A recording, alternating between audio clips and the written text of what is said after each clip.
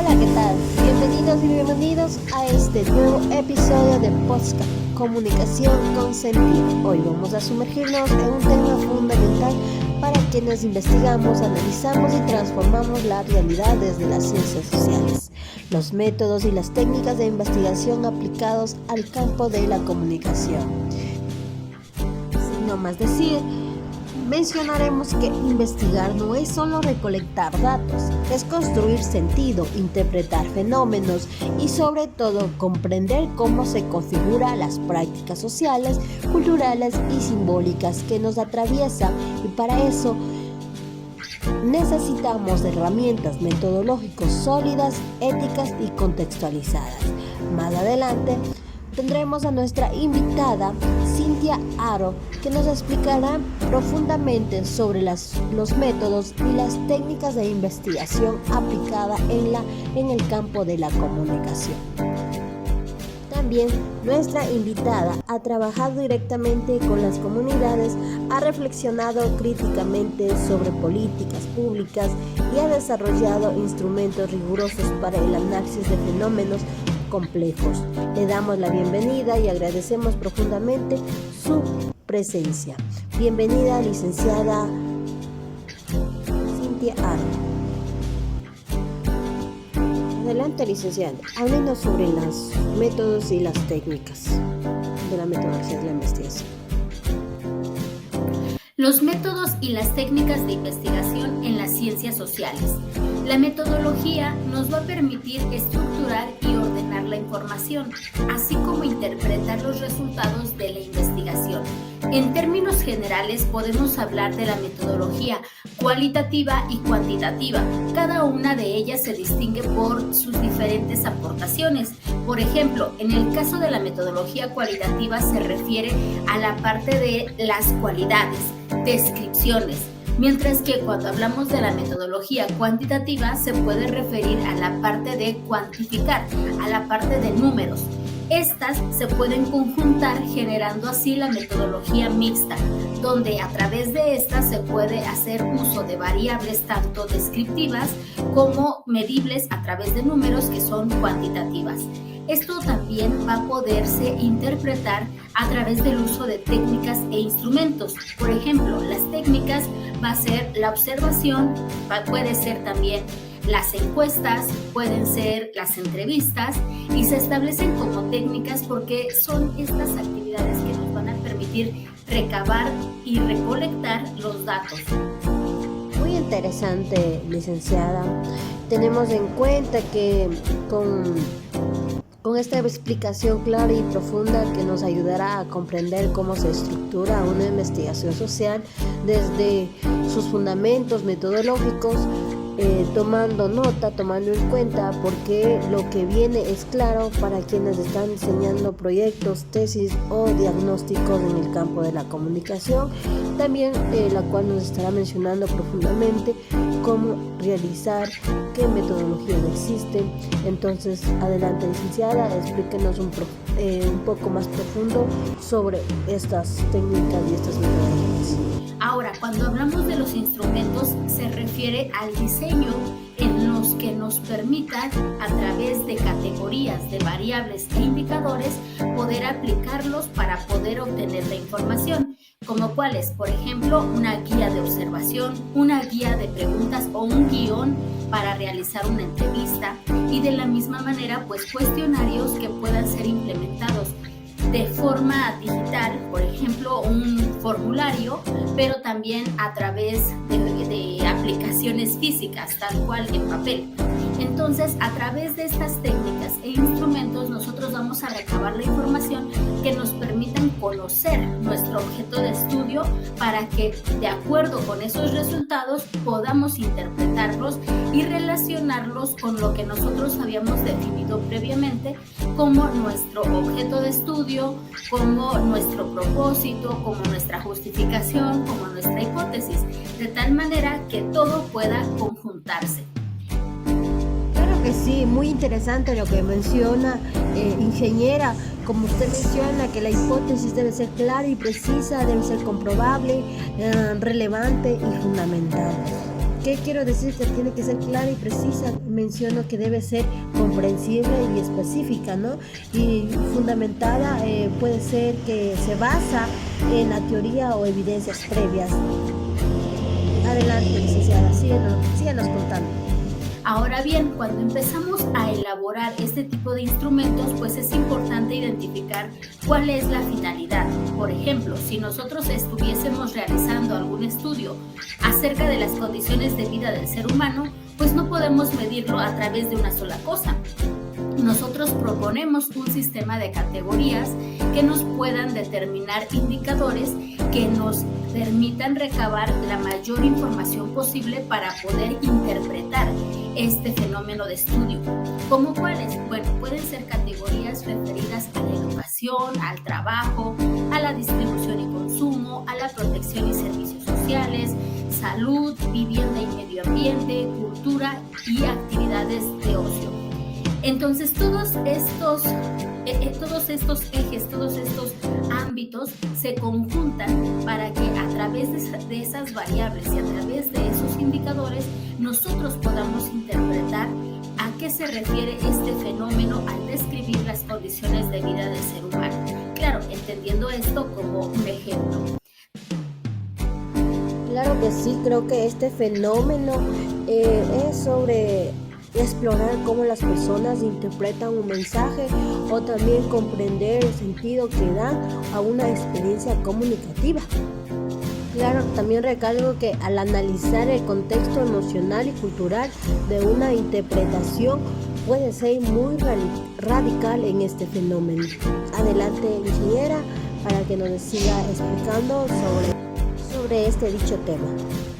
Adelante. También podemos identificar los elementos de nuestro objeto de estudio. Esto es, ¿cuál es la población a la cual vamos a aplicar nuestros instrumentos? La población se refiere al conjunto de individuos sobre los que se va a estudiar una característica. Pero ojo, aquí no solamente se refiere a las personas físicas, también puede referirse a los objetos que integran la totalidad de nuestro objeto de estudio.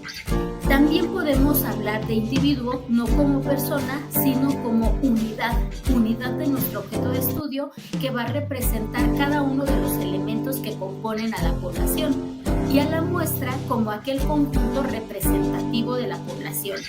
Nuestras variables van a estar identificadas como un valor que puede cambiar, pero también con una característica de que puede ser medible, la podemos describir y básicamente se refiere al aspecto que deseamos conocer. Mientras que el dato se va a referir a la respuesta o al tipo de respuesta que nosotros estructuramos cuando elaboramos nuestras preguntas, porque es el valor que se va a utilizar para medir la variable. Muy interesante lo que menciona el licenciado. Tenemos que tener, como usted menciona, que tenemos que tener claro nuestros sujetos y participantes, el contexto que vamos a estudiar o a investigar, de tal la manera variable, que cuando nosotros tiempo transformamos y nuestras variables en preguntas, las opciones de respuesta también se van a convertir entonces en nuestros delimitar el datos. alcance de la investigación, elegir el método más adecuado, como va a mencionar, ya nos indicará sobre el método cualitativo, cuantitativo y el fenomenológico. También mencionará que la formular hipótesis claras y pertinentes, como mencionó anteriormente, sobre que el diseñar instrumentos de recolección de datos siempre debe ser eficaz. Adelante, licenciada. Otra de las características es identificar qué tipo de variable estamos utilizando o estamos representando para que así podamos interpretarla. De manera general, hablaremos de que las variables pueden clasificarse también en cualitativas y cuantitativas. Cuando hablamos de variables cualitativas, hablamos de los tipos que son nominal y ordinal. En el caso de las variables nominales, significa que no necesitan llevar un orden o que cuando se estructuran en sus respuestas, no necesita que vayan en un orden en específico. Por ejemplo, cuando se habla de la variable estado civil, las opciones de respuesta pueden ir en el orden que sea. Entonces, las variables cualitativas, esas son ordinales, cuando estas sí requieren un orden, y un ejemplo de ello es cuando hablamos de un sistema de calificaciones o de niveles de desempeño. Por otro lado, cuando hablamos de las variables cuantitativas, nuevamente se clasifican en dos y podemos hablar de las variables cuantitativas discretas y continuas. Las cuantitativas discretas son aquellas que se representan con números enteros. Por ejemplo, número de hijos. Esto no lo puedo representar ni con decimales ni con fracciones. Por lo tanto, es una variable cuantitativa discreta cuando se habla de números enteros. Cuando hablamos de una variable cuantitativa pero continua, aquí se refiere al tiempo. Entonces, esta sí puede ser representada con números decimales o con valores que representen alguna fracción. Básicamente, esos son los tipos de variables que debemos tener en cuenta a la hora de elaborar nuestros instrumentos. Claro que sí, como usted menciona que estas muestras deben ser seleccionadas cuidadosamente para garantizar la validez y la confiabilidad de los datos. Como usted menciona, puede existir variedad de muestras, como se puede mencionar, pueden ser cuestionarios, entrevistas, grupos focales, observación, análisis de contenido, diario del campo, pruebas o tesis realizadas a nuestro objeto de estudio. Sigamos con nuestro tema de socialización y le doy el paso, licenciada. Por otro lado, hablaremos también de los métodos de investigación en las ciencias sociales de forma general para que ustedes puedan verificar, de acuerdo con su tema de investigación, cuál de ellos se adapta mejor. Por ejemplo, empezamos con el método relacional y este tiene como propósito medir el grado de relación o dependencia entre dos o más variables en un contexto determinado. Por ejemplo, los estudiantes que pasan más tiempo conectados a Internet tienen un pensamiento más estratégico que los estudiantes que no se conectan a Internet. Esto se puede plantear como una pregunta. Se establece una relación entre nuestras variables, pero no necesariamente se refiere a un estudio de causa y efecto. Otro ejemplo puede ser conocer la productividad laboral con respecto a la motivación personal. Aquí vemos nuevamente variables que se relacionan entre sí, como puede ser la productividad laboral y la relación que puede tener con la motivación. Muy interesante. Cuando hablamos de relación entre variables, nos referimos a cómo una variable influye, afecta o se asocia con la otra. También creo mencionar que existen tipos de variables como casuales, correlacional, inversas o negativa, directa o positiva. Como lo estaba mencionando usted, ingeniera, puede haber variable dependiente, variable independiente, y puede existir una relación. También podemos ver otro ejemplo en conocer el emprendimiento frente al desempleo y así con otras características. Otro tipo de método es el comparativo, donde el propósito es analizar de forma conjunta un determinado número de casos para identificar las características comunes. Se eligen de esta manera porque su análisis conducirá a comprender lo desconocido a través de lo conocido. Un ejemplo puede ser analizar los casos de violencia doméstica, analizar los casos de feminicidios, etc. De tal manera que esto nos permite hacer una comparación de prácticas, en este ejemplo, de prácticas de anticorrupción en mandos medios del gabinete del Ayuntamiento del Estado de Puebla, por mencionar, insisto, algún tema. Entonces, este tipo de estudios permite una generalización empírica y también la verificación de hipótesis. Muy interesante, licenciada. ¿Y qué otros tipos de métodos existen? Otro de los métodos es el dialéctico, que se basa principalmente en el diálogo, donde se lleva a cabo esta discusión y se describe como el arte del diálogo. Se contrastan ideas y nos permite definir conceptos que se están involucrando en este proceso de intercambio de ideas. También tiene una dimensión científica y generalmente se refieren a la contradicción, al cambio a la dirección teórica que puede tener una idea, a la actitud transformadora y a la toma de decisiones. Vemos también otro de los métodos como puede ser el etnografía, el cual busca un acercamiento a la naturaleza de las realidades humanas.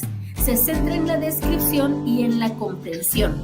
Estas pueden tener también diferentes técnicas como la observación participante, la entrevista y la transcripción. Esto nos permite también analizar los resultados, compararlos en los diferentes medios, estableciendo, por ejemplo, una triangulación de perspectivas teóricas. Entonces, estas refieren al estilo de vida de un grupo de personas habituadas a vivir juntas. Otro de los métodos es el histórico, donde se estudia el pasado reconstruyendo sus hechos, a partir del empleo de evidencias documentales, siempre en fuentes confiables, que nos permitan exponer de manera crítica, tanto de manera interna como externa, los datos obtenidos para lograr el máximo grado de objetividad. Entonces, este tipo de métodos nos permiten describir fenómenos que acontecieron en el pasado basándose en fuentes históricas o documentos. Muy interesante su aporte, licenciada, y ¿me puede explicar qué es el hermenéutico? Vemos también el hermenéutico, el cual es reconocido como constructivista, ya que la realidad se construye socialmente. No hay una realidad única de acuerdo a lo descrito por este tipo de método. Tampoco se puede establecer como que la ciencia pueda ser única o tangible, sino que ésta se va construyendo a partir de las diferentes intenciones, motivos y razones de los sujetos implicados. Muy bien, pues eso es todo respecto a los métodos y técnicas de investigación en la... Claro que sí. En comunicación, esto implica reconocer las voces, los contextos y las prácticas que configuran nuestras realidades. Agradecemos nuevamente a nuestra invitada por compartir su conocimiento y experiencia, y a ustedes les invitamos a seguir reflexionando, investigando y comunicando con sentido. Nos escuchamos en este próximo episodio. Hasta pronto.